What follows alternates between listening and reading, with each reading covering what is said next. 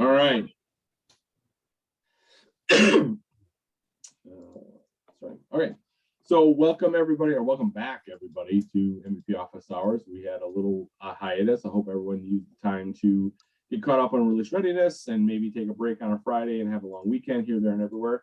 But we're back and ready to go. As always, we are available on the normal Twitters at MVP Office Hours, and Dale and Joy and I all have our own Twitter handles. Feel free to reach out to us if you need something, specifically related to MVP Office Hours, hopefully. Although I wouldn't mind helping you move if you need a hand. And you can always email at mvpofficehoursus@gmail.com, as well as use the success site. And it was very busy the last couple of weeks. We'll come back to that in a second. As we all know, things are still pretty virtual. There are a couple sessions that are still scheduled. Kosovo and Czech Dreaming are both tomorrow and next week. Trail at X or Trail at DX, however you want to say it, is coming up. Schedule your time because there should be some good sessions coming up on the 23rd. It sounds like Dreamforce is a go. So start planning to be making a trip to San Fran and New York, maybe, possibly. Lots of more information coming. Whatever. Whatever indeed. All right. MVP Office Hours Global. Portuguese is last Thursday of every month, and we are the first and thirds when there's not a whole bunch of hubbub going on. Carlos was able to join today. I lost track. Let's see. Can't get my mute button. I do not see him in the participant list. But as always, if you want to join, you don't have to speak Portuguese to participate, and just as many helpful and wonderful people there as here. Next call, of course, in 2 weeks. Registration link has been working pretty well. bit.ly US MVP Office Hours is your friendly one-stop shop for all upcoming sessions. Remind everyone to stay on mute unless you want to share. We want you to share, but just make sure you're going on and off. Raise your hand or post your questions in the chat. We can get you into the agenda. And then feel free to share your desktop or your org, but please make sure that it's a production org. We don't want to share anything that shouldn't be shared, especially because we are going to be recording. Actually, you all saw the recording start up, and we don't want to record anything that shouldn't be kept for the infinite timeline of the internet. So keep that in mind. So one thing I do want to call out before we go to the next one. So the next call, June 18th, and I see a former co-host on here as well. I think she'll love to hear this, that June 18th is our 200th. Today's 199, June 18th is 200. We don't have anything super special planned, but it's a big number. So we're really excited that this has been going on for so long. So yay 200. Join us. And yay to everyone who kept it going that long, right? All right. I think going on to the next one, MVP's on the call today. Give us a high sign. I see 1, 2, 3, 4. Stu. Good to have you all here. As always, we're all MVPs for joining, so thanks for being here. And that brings me to a quick side note. The last 4 weeks have been a very crazy time for our Gmail account and for success. And so when I say you're the real MVPs, we do this as a group. And so we could really use everyone's help to keep an eye on the success and share and help each other. It's not about trying to be the smartest person in the room. We all got where we are by participating in this way. So feel free to help each other find your way through the problems, ask questions, direct to links, whatever. You'll see that we have, I think, 9 messages prior to this meeting that we want to try to get through if people attended. And so anything we can do to get people help right away versus end of wait 2 weeks is appreciated by everybody. So you are the MVPs. No new additions to the links, but your order execution should be bookmarked, and the Mandela effect is just fun direct. And with that, unless you have anything else you want to go through, Dale, we have a laundry list of things we want to touch on.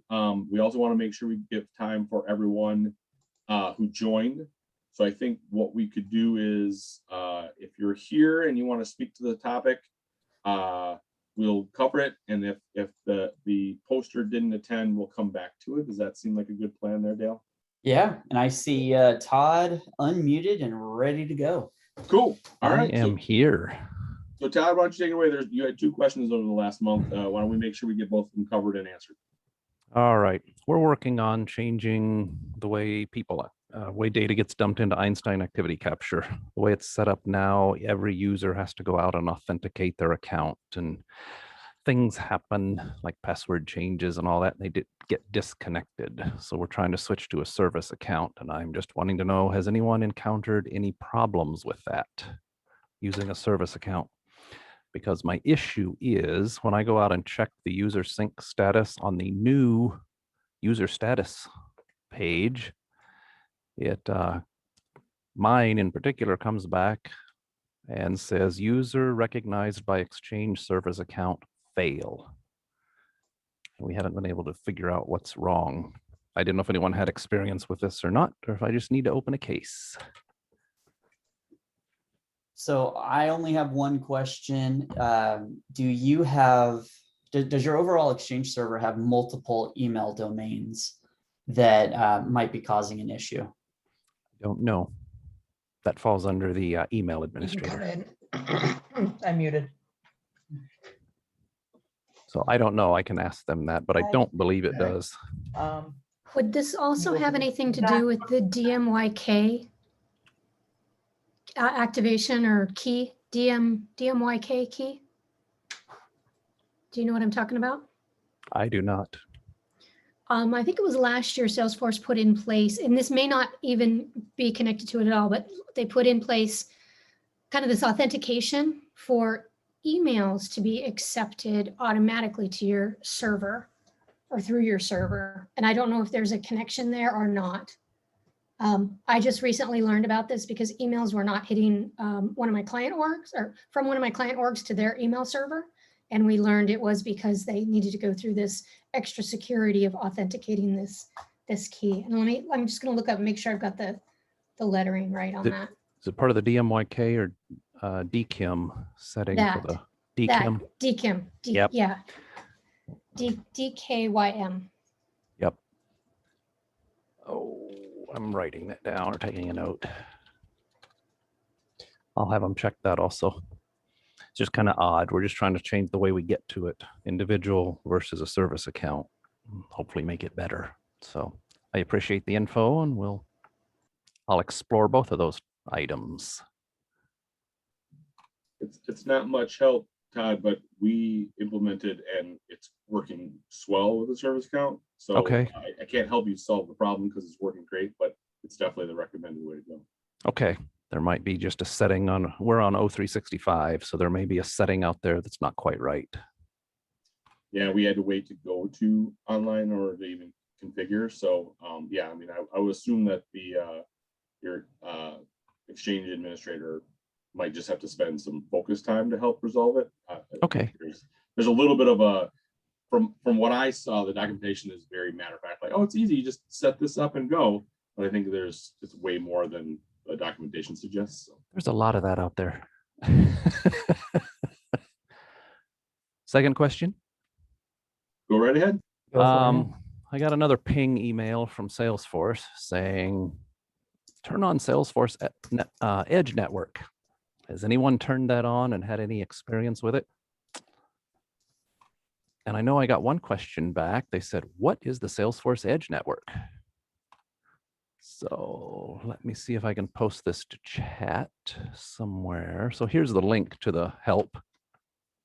The thing that raises my red flag when I see this kind of stuff is it can only be reversed by Salesforce engineering. And that always kind of makes me a little bit leery. So I wanted to ask this group. Yeah, Gina's shaking her head. Yes. Man, person accounts, you can't undo them. Like there's some of those like, are you sure? Are you absolutely sure? No, really, are you positively absolutely sure? Yeah. So I was just curious if anyone's what was the trigger for them suggesting to turn this on? I have no idea. I've gotten 2 or 3 emails over the last few months, and You know, you get Is the it- third one, I tend to start looking at it a little harder.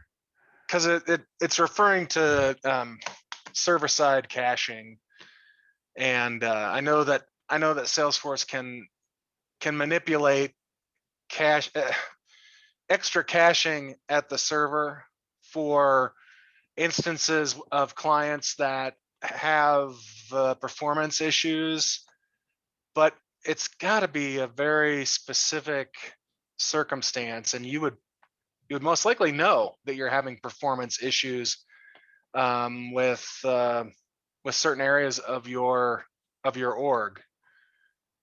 Right, and we've So not received any of those. I not would that I'm aware of.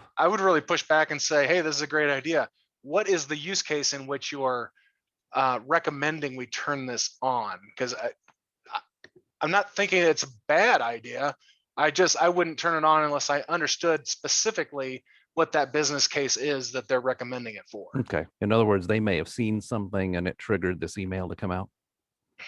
Yeah, if they're detecting performance issues and want to extend out that cache, then this would be one way they could do it. Okay.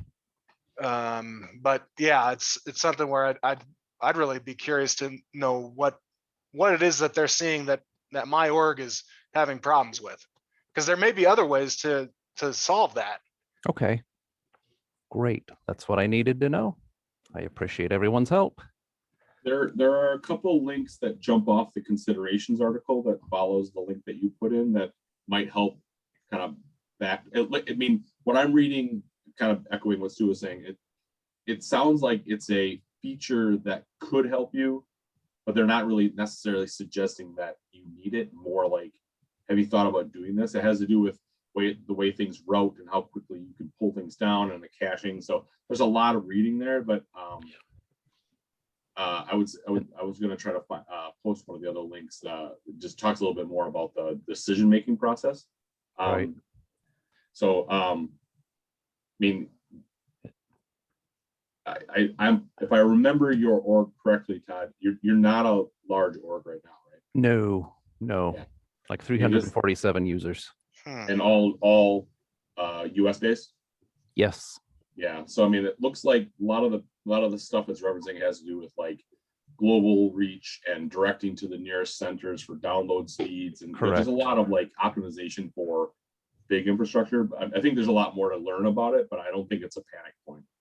Good. That's what I wanted. And then they also talk about in all that reading about once you do that, then you should enable enhanced domains, and that has all of its own considerations too. So Yeah. And so it's getting real scary there. yeah, and again, can only be reversed by engineering. So thank you. We'll go off and do some more research. Keep us informed. We could all use the info. I'll do that. Next up, Sue T, you're on. I'm here.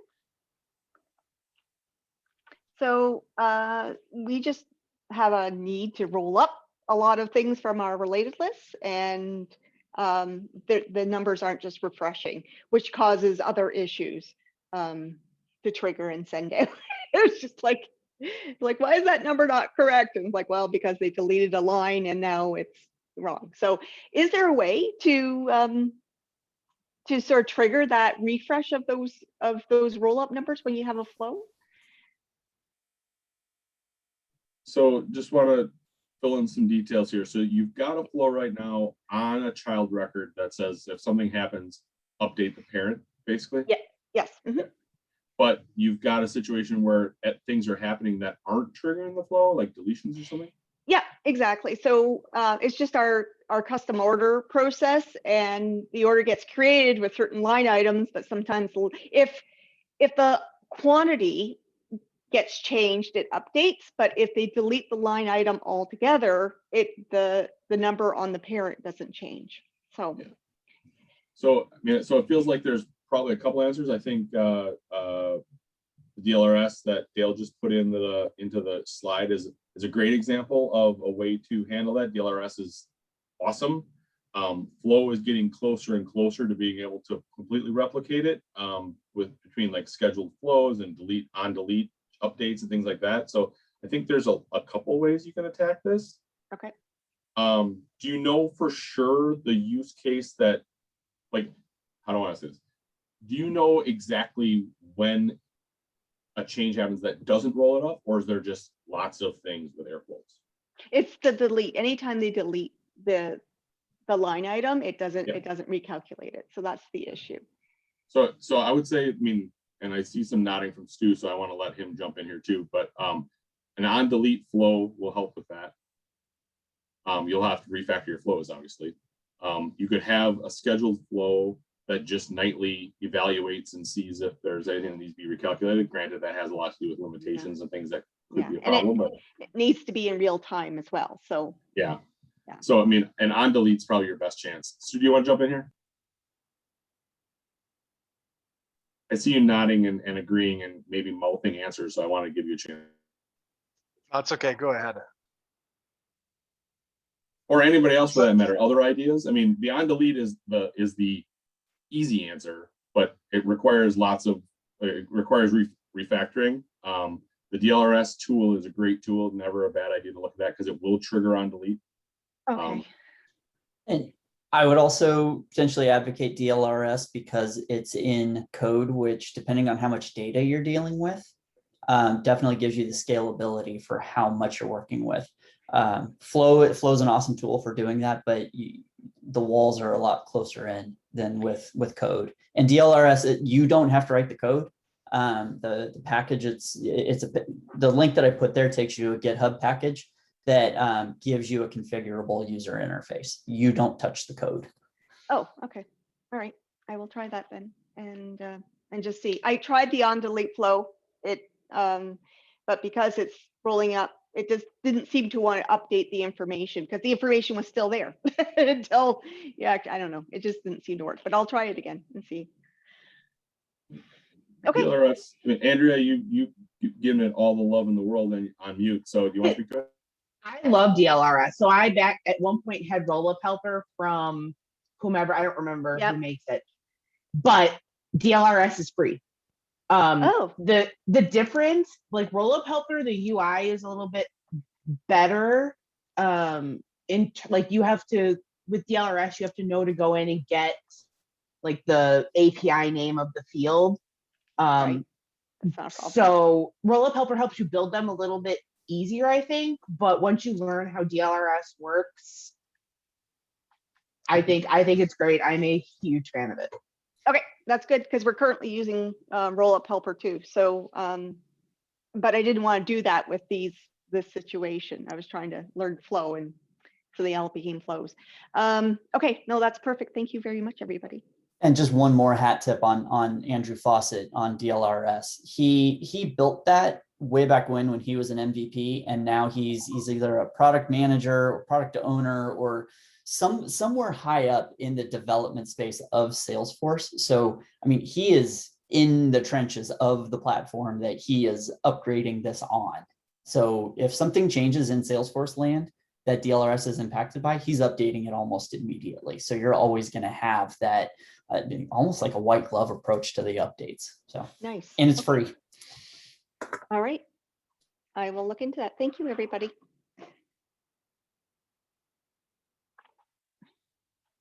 Okay, next up, Sherry. Don't know if I saw her on the list.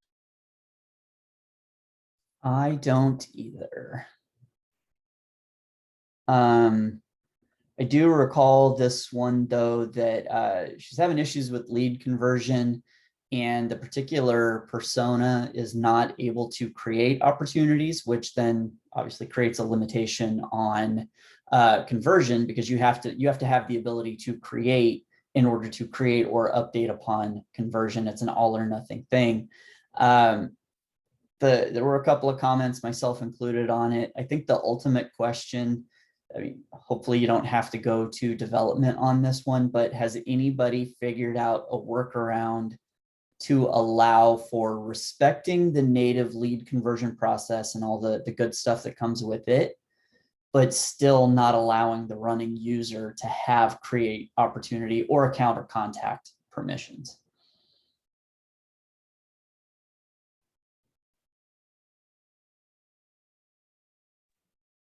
I think I'm going to echo something I've heard you say multiple times over the last couple months, which is lead conversion is one of those magic boxes of machinery, and playing with it is a pretty scary situation. So like there's a voice in my head that suggests don't, but I'm curious if anyone's ever broken.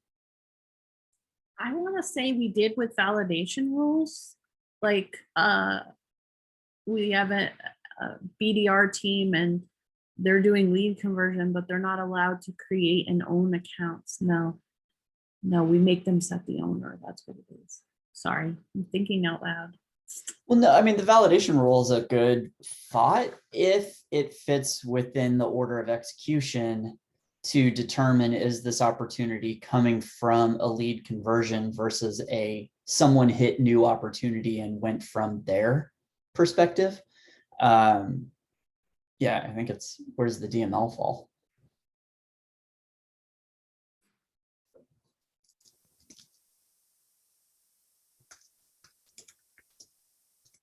Maybe we'll have to circle back. I know, like you said, there was a couple posts in the success. Maybe Sherry's back on track. So, maybe we bring it up again in 2 weeks to see if we get any updates.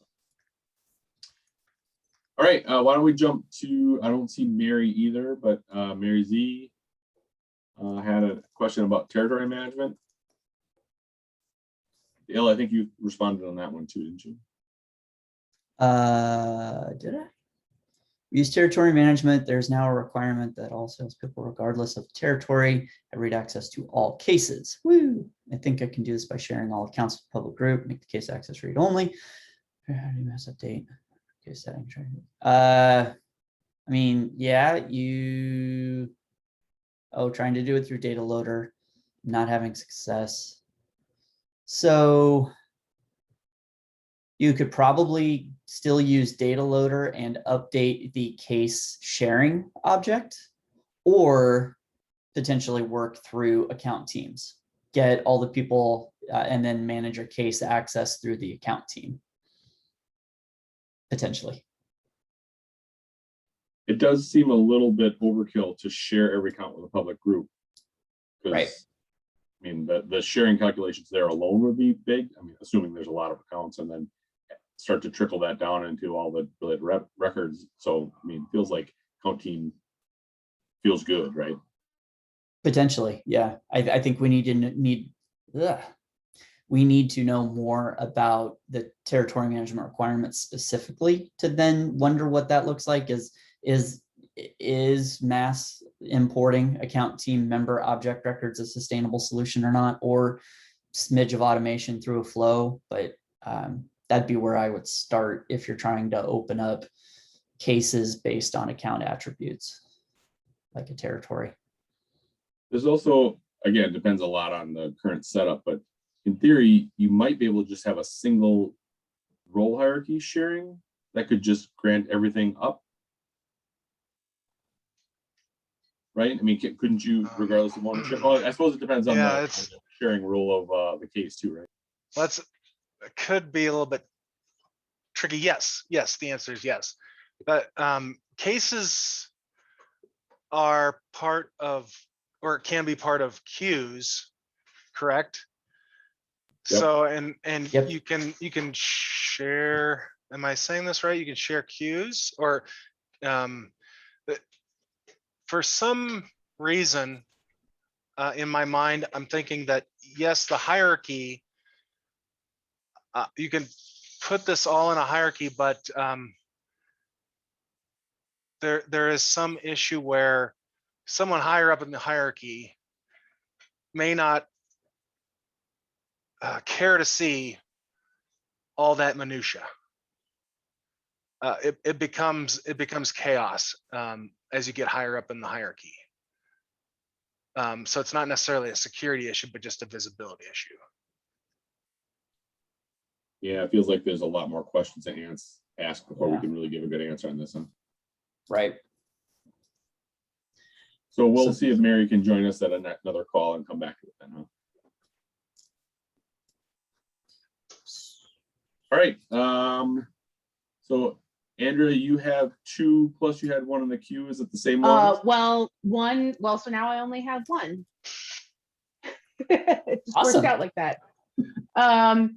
So yeah, what I posted here, we want to track, our account page has fields upon fields that I want to get rid of more. I just need to not have them because we sell multiple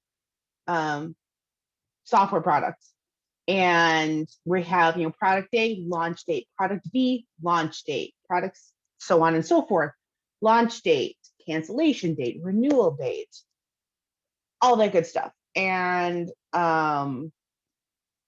so I'm pondering between where we store, how we get a quick and easy list of like what customers have what product. So as that says, we have a field that is a DLRS roll up of, I think it's the product family, whatever, because we don't care about all the minutia necessarily. Has limitations of the 255 characters when you're reporting on it, so it's not great. And also the way that we have the DLRS set up, again, is not great as far as people cancel.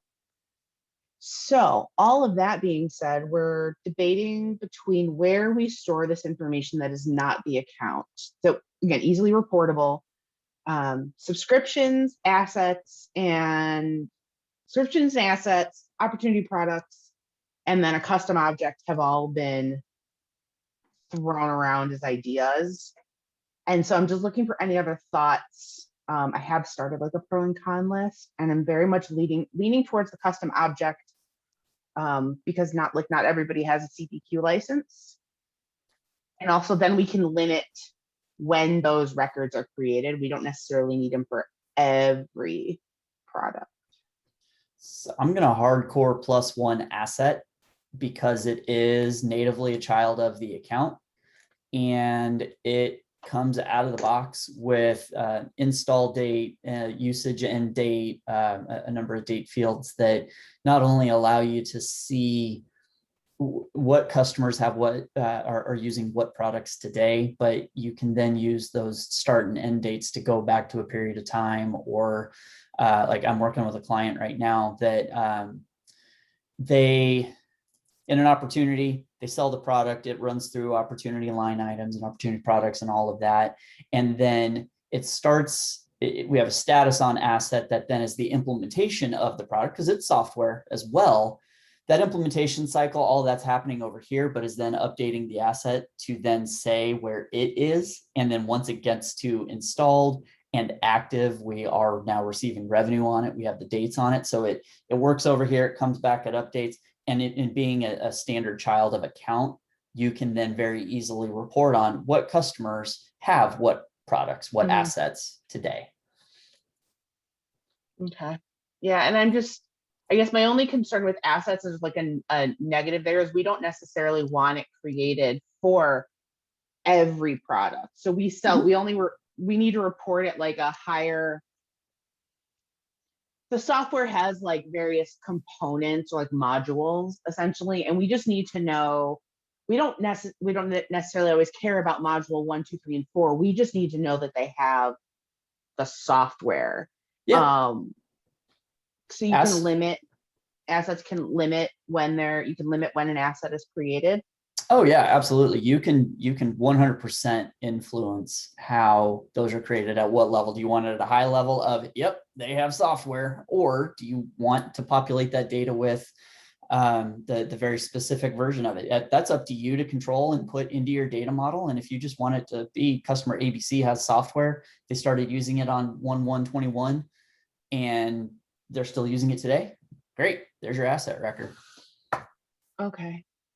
I have to double check because I know that there's already some asset records created, and I'm guessing that some way, shape, or form was done through when CPQ was set up, which I was not part of, so I'm not sure how that all is. So I'd be sense willing right to now. bet that if CPQ is creating any of that data right now, there might be a record type already implemented. So if you needed to, just spin up another record type for this specific use case.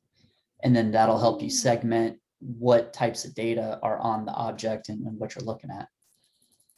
And if you implement the enhanced related list feature, then you could have two different lists, one being the software tracker, one being the actual assets.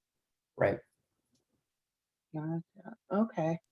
It Now, also will scale really well too, right? Like today you only care about the top layer, but if you have to go one layer down, it's just a matter of tweaking the flow or whatever it is creating these records to extend it. So I like asset a lot. right. Cool. And then obviously it's because it's a standard object, you can obviously add custom fields just like you can to any other standard object. Oh yeah. Apparently you can do Okay. 900 now, which whatever. I told my manager, I was like, don't tell people that they increased it.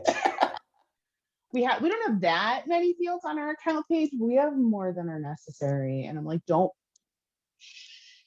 no one needs to know. So, okay. So I'm quickly searching, just trying to, but it's not, I'm not finding it. I'm quickly searching for the CPQ data model or ERD or something like that, and it's not, unfortunately it's not popping up for me, but I'm just trying to see if CPQ has some sort of a, oh, here it is, but it's huge. It has some sort of an idea around that concept of an asset, because in my poor memory of studying CPQ, I'm thinking that there was a concept of products and products had a specific life, and then you could possibly trade them out for a different product, and that would change the assets. So I need to think about that a little bit further. I actually just looked at the help doc this morning because I'm studying for CPQ. So I just posted it in the chat, and it lists out more of a table view of what objects relate to what, if that helps. Cool. Yeah, I think the big thing for us really is that it doesn't live in a CPQ specific object because people need to see it that are not. Yep. It's straight out of the box asset. And now my memory is slowly coming back and thinking, well, that might be field service data model, not CPQ data model. But Salesforce has too many products, and now they're all jumbling inside my head.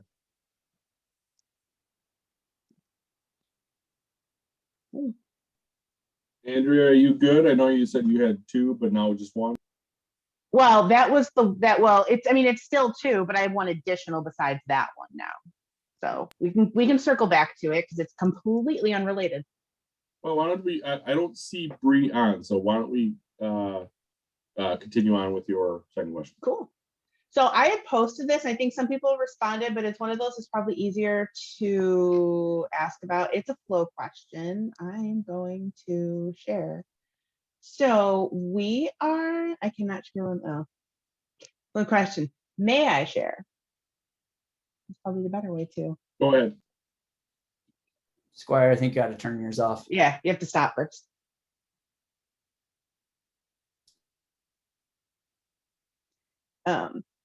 So while we're figuring that out, so we sell a whole boatload of products, and there are a series of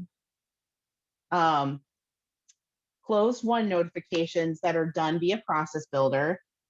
But if it's different groups depending on what product was sold, this group gets a notification or that group gets a notification, whatever.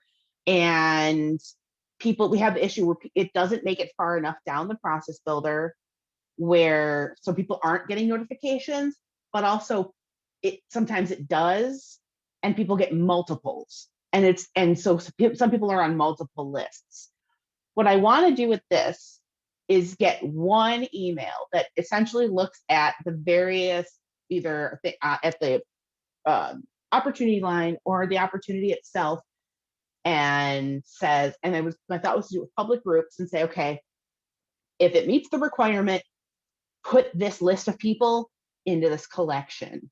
That's what most of this is doing. And this isn't even done yet. This is the first couple of rules. So what I was trying to do then, in a perfect world, say take all these people, put them in one email, and then I'll worry about the body of it and getting that with one of the unofficial SF, like the tables. That's not as concerned about. So I was trying to test it with just a chatter post, and it didn't. It had no content. I don't know if my testing was the point of failure, or if my flow and my logic are the point of failure.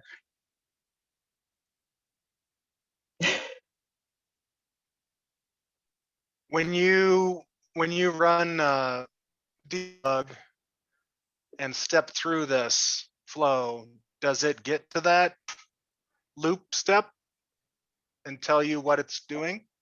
Oh, I don't even remember because I put this on hold for a minute. Running rollback rule. I gotta get an opportunity. Right. Pause that real quick. Which sandbox am I in? This one. I'm just gonna get one to run. That one. And that's it.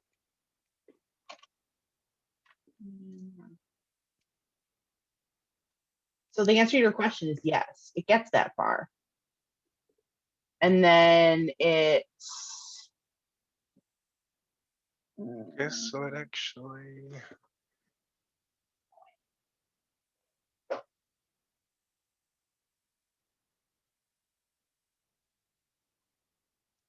and if you told me that somewhere in here my logic is the problem the way I'm doing this, I won't argue with you.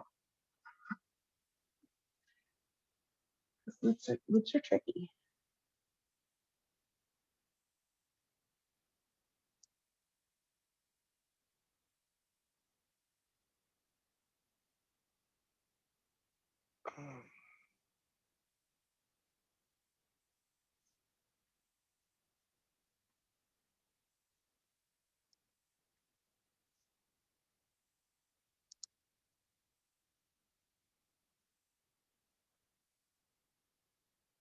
I think I broke Stu.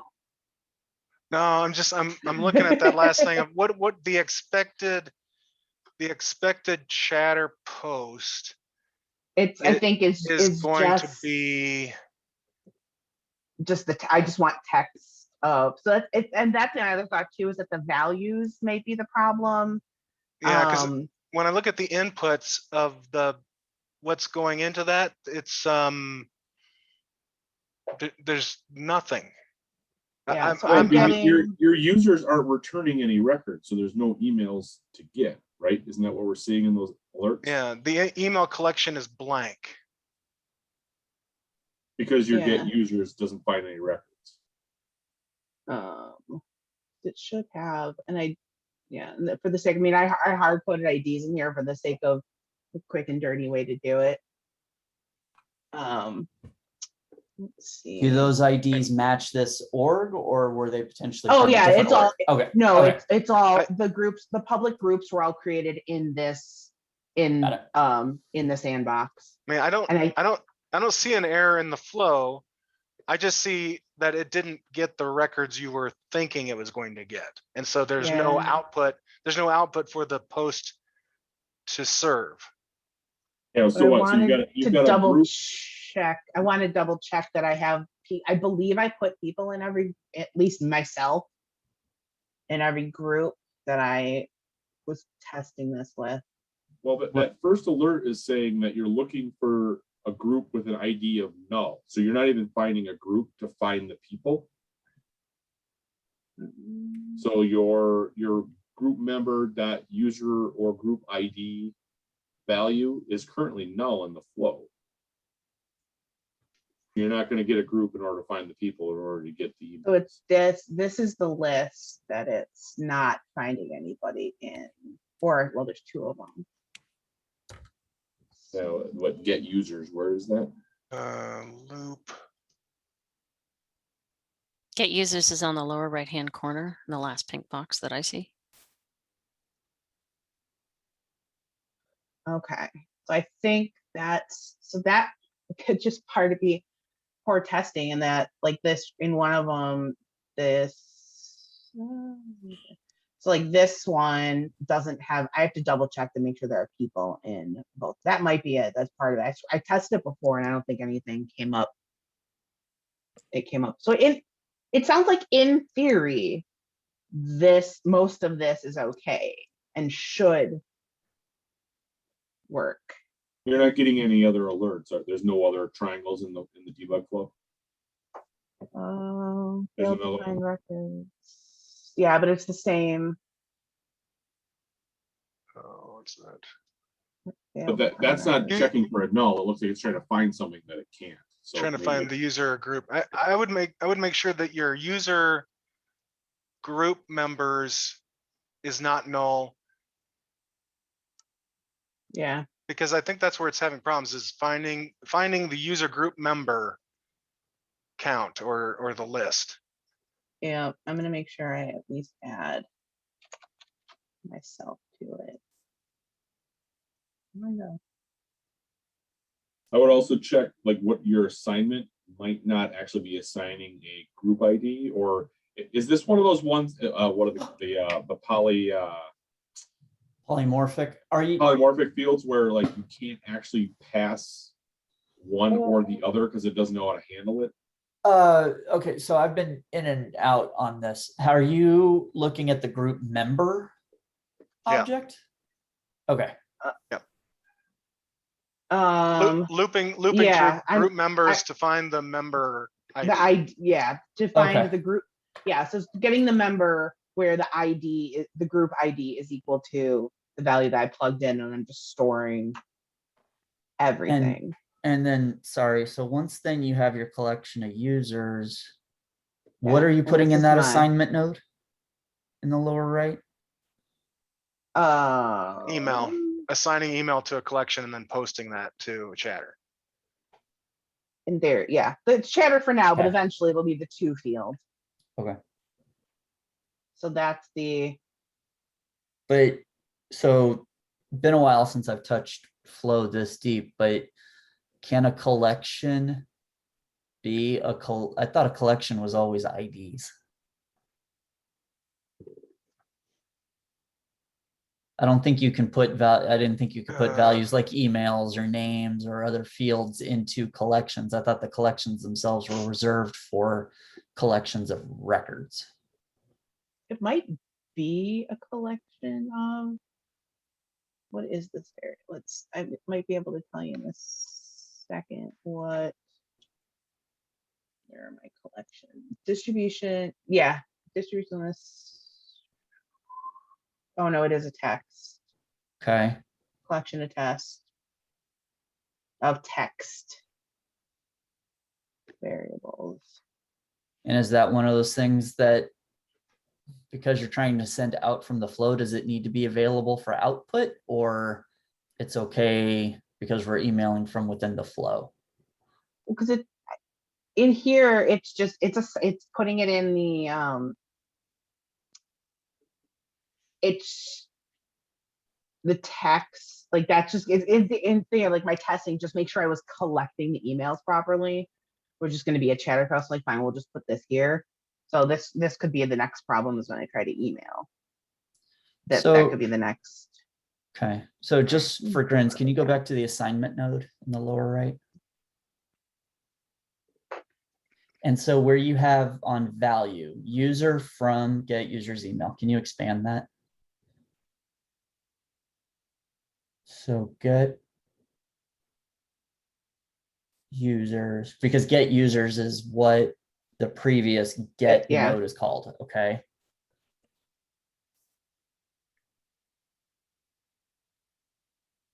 Yeah, so it's looping over this collection of group members, and then for every user finding their email and putting it into this collection. Okay. Sarah added a question to chat. It might have to do with the collection variable itself. Like maybe the collection isn't capturing because it's expecting a record collection, not a text string. Maybe your variable is incorrect. I was saying for the chatter post action, doesn't the input for the message need to be just text or a text template, not a collection? Like if you open up that action where it says message, that should be a text, not a collection. But what you're trying to do is I think I created a text template and again, this action is just for the purpose of making sure that I got the emails. Got it. So if my post to chatter isn't correct, I'm, not stressing on that too hard. It's really just. Side note, I always had issues sending more than 5 emails, whether it's a collection or one. Like after 5, it just didn't send the rest. It didn't send to more than 5 people? Uh-huh. Okay. Even if it's in a collection, like 5 seemed to be the max with inflow. It's very odd. Because 5 is your max. Like if you go to the email alert and you can choose send it to a user, a related user, an owner, blah, blah, blah. And then you have that box at the bottom that says to additional. You can only put up to 5 in that send to additional. Ew. Well, that's going to be problematic. Do we know? Well, my hope then is that the unofficial, I know there's a send better email, like there's an email action on send on unofficial SF. So maybe they skirted around that then. I'm really sad that this is all for naught.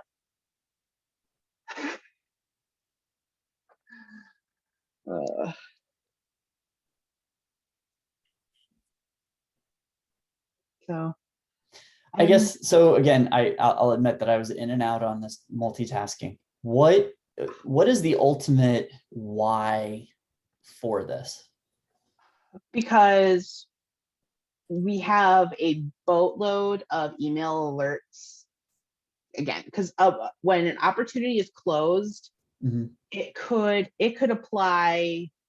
We have 3 different record types, but it could apply here and here, like depending on what the product that is sold is, different people get notifications, but sometimes you can sell one without the other.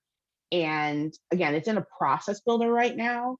And some of the nodes do evaluate next criteria and some of them don't. And so consequently, some people are missing email alerts or they are getting duplicates that have the email alert, the email template, it's the same for every product because there are so many. I'm like, no, you get one because I don't want to deal with it. Right. Well, not that I don't want to deal with it. It just because we sell so many different products, like it's just more scalable to have one versus 15 or more. It's just that the recipient list varies by product. So the end goal is to send a single email that goes out to all the applicable people with just like a list of here's all the products that were sold. What's the actionability of these emails? So that's how people know that a product was. It's not like a celebratory, like type of thing. Because then I would just post stuff to chatter or something. There are actions where then people know that they have to like internally with their teams take action or plan for it or keep an eye out. Like the implementation team then has to make sure that it like shows up on their records, like on subsequent reports and all that kind of stuff. And so if you're trying to leverage a group, obviously they're Salesforce users, why are these not tasks assigned to groups or queues? Why are we going down the email route, which is limited compared to the ability to have tasks that are then actionable in Salesforce, probably a lot more scalable than emails?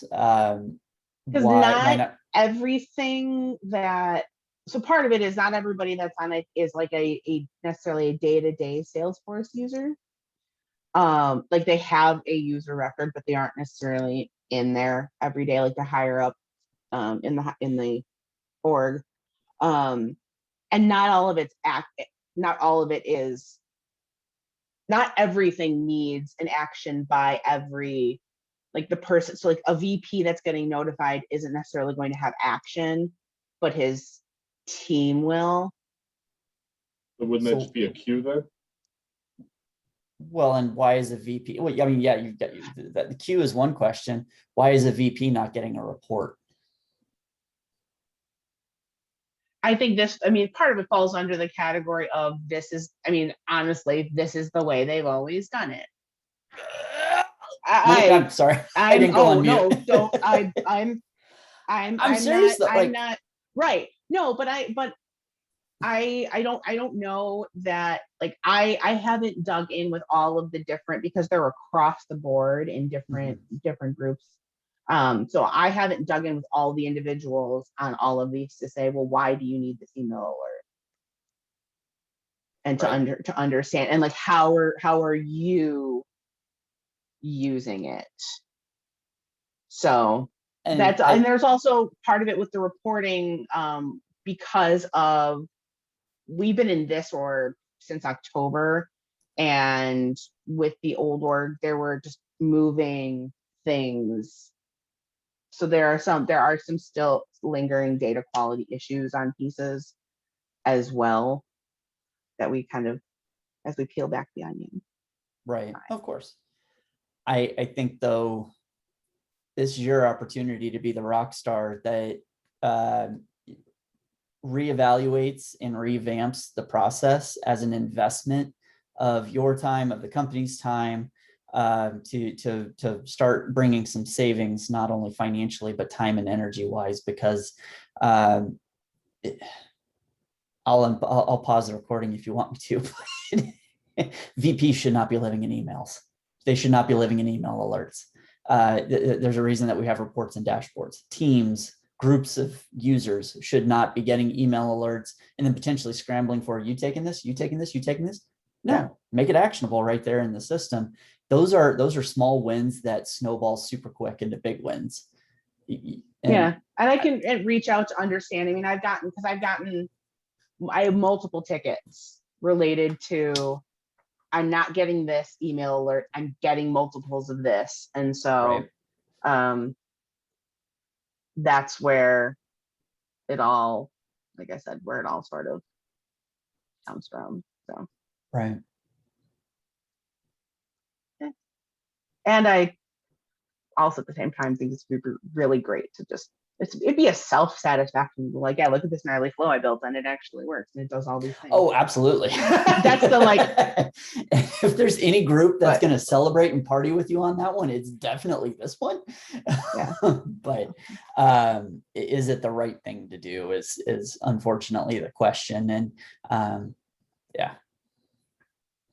I get it.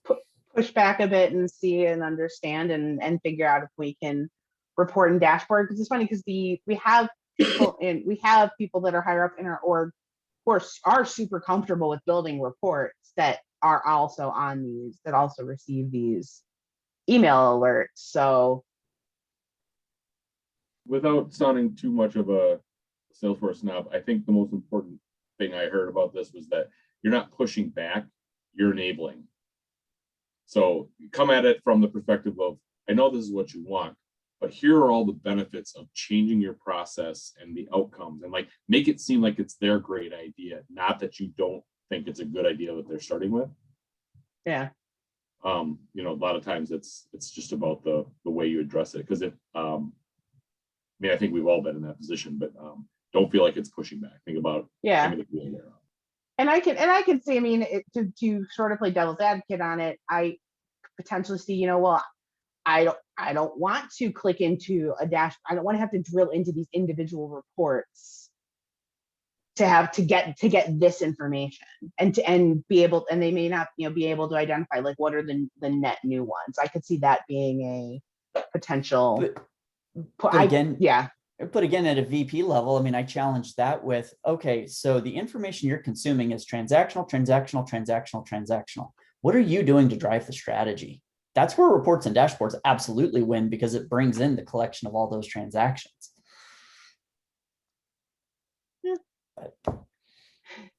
I know. I get. We've all been there. We Yeah, feel you. because I could, the argument is, well, then I don't know which ones the new ones are. There's this thing. I'm going to add it to your report. It's called a date field. Created date. Last modified. Here's reading. You just, but Outlook dings at me and tells me things. And it makes me feel good because email is so 1997. Anyway. Anyways, Email has a time and place. There are use cases for email. Yeah, and it was 20 years ago. I just want to do a quick time check. We didn't see anything else back in the chat, but I have my own question. So can I jump in here before we run out of time? Go for it. Dale needs a nap, so go All for right. it. So I think it's a really easy question. So we have an ask to be able to track additional information about files as they are added to records. So things like requirement date or type of document, or there's a handful of things. It appears that we have full rights to add fields to the content version record, which is probably the best place to store that sort of information. The challenge is twofold. One, there's no related list, and the Salesforce Labs add-on gives you a related list, but it doesn't format the data the right way. Like pick lists aren't pick lists and dates aren't dates. We have some other challenges with, like, there's no FLS on the fields you add. So you have to do some really creative stuff, either with record types, which I don't want to add record types to the content version, or I don't know, maybe layouts or something. Anyway, has anybody dealt with some of this and any ideas in this space about what's their plan? I haven't dealt with it, but do you have Conga or draw loop or anything that can use SQL queries to post somewhere? We don't. And what they're really, the intent is that when they're looking at an account record, they want to see which of, like, there's like 6 or 7 critical documents have been added, and there's some like details about those records that they want to store and view on the related list, as well as the files. DLRS gonna maybe help out in that? We've talked about doing that, or float or roll data up to the account itself, but it doesn't do a lot with the actual content version record.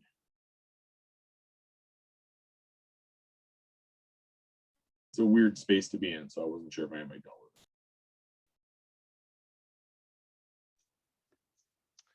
with it. Let me talk to our devs. I think we're doing something similar to that, so I can look into that. Yeah, I mean, we're at the point now where I think what we're going to have to do is create a lightning component over the top of the object so that the user experience doesn't feel clunky, but it still leverages that native tool or native object. The other idea was a custom object, which gave me chills to the idea of creating a custom object to do what the standard object already does, and then the file's not connected to it. It turned into this big steamroller of no's. But so if you have any ideas, Stuart, I'd be more than excited to hear about it. Yeah, let me think about that. All right, that's it for me. Last call to the group. If anybody has anything in the last 30 seconds. Stu says he has a quick question. I just have a real quick question. I hope this is easy. So our sales reps, imagine that they're out at a customer site and they got their little notepad and they take notes and they have a little checklist. So they make a little checkbox on their notepad and then make lists. And then when they're done with their items, they check them off. They don't want to use tasks, but they want on the, let's say on the client or the account page, they want up in the upper right corner, a place for them to put in their checkbox items so that after they're done with a meeting, they can just put in their quick and easy list and then check off when those items are done. Kind of like Post-it notes for Salesforce, only just in one tight little space that maybe they can even delegate to their office staff or whatever. Is that something, a component that's quick and easy for me to find, or am I dreaming? I'm totally resisting the urge to be a smartass and say tasks. I saw some Jen Lee post on Twitter about a component in the upper right-hand corner to just check things off, that it's actions and recommendations, but it was reused, and she had some blog post about it this week. Yeah, like that. I think if I remember, it was that the one where there's 10 things that have to get done every time you open an account. And it sounds like, Stu, in your case, it's a unique list every time, right? Yeah, it's a unique list. Could be different every time. So the component itself should be very straightforward. You probably and then you might actually build it off of task, but they'd not know it.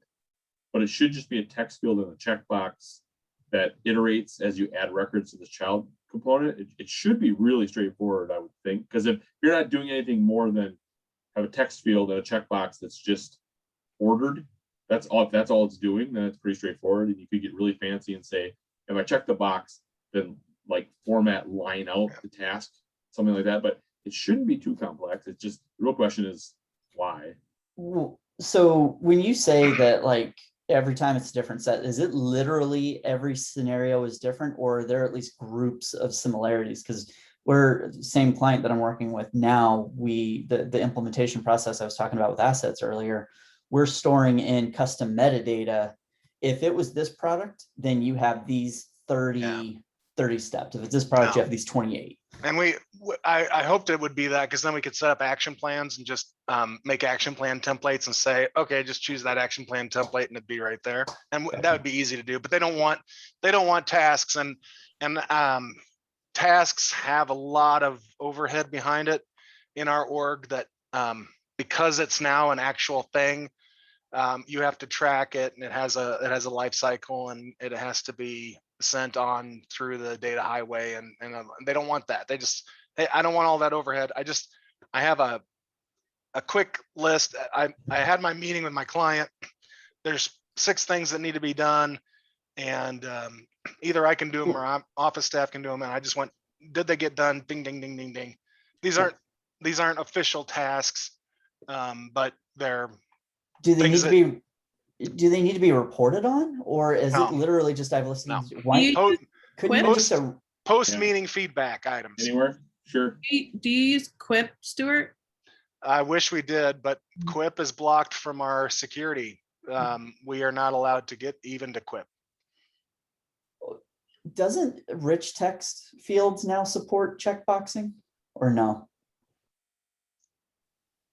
Do they support you like strike through in a rich text field? Yeah, or that. Something. I mean, if it doesn't need to be reported on, if it's just simply, I'm gonna make a list of things that need to be done, like, why is it not just a rich text component? Or an enhanced note. Or an enhanced note, yeah. Enhanced note, okay. Yeah, that might work. Okay. Unfortunately, there's no checkboxes, so they would have to just line them out as they go through them. But you could still have a bulleted list that they know they have to go through. But I guess, and I mean, yeah, Quip is blocked. I guess, are you on O365? Are you on Google Docs? Like, does this even have to be in Salesforce? And I know I'm not supposed to say that and all of that, but like, it feels like a ton of overhead going into something that's not even reportable. It is. We're building. We're going to build something that no one's going to use, and no one is ever going to say that outside of this meeting. Please, God. But yeah, this is one of these things where, did the users really think this through? Because I guarantee no one's ever going to go back to this feature and ever use it. So I don't want to spend a whole lot of time in it. So that was just kind of a quick and dirty question. Yeah. I mean, it's a good one because you're probably not the first one to ask it, but it begs the question, why? Yeah. All right. Thank you so much. Absolutely. I'm sorry. Last question. What is that background, Dale? I messaged you, but Arrested Development? Anybody? Yeah. The Bluth square car? The Bluth.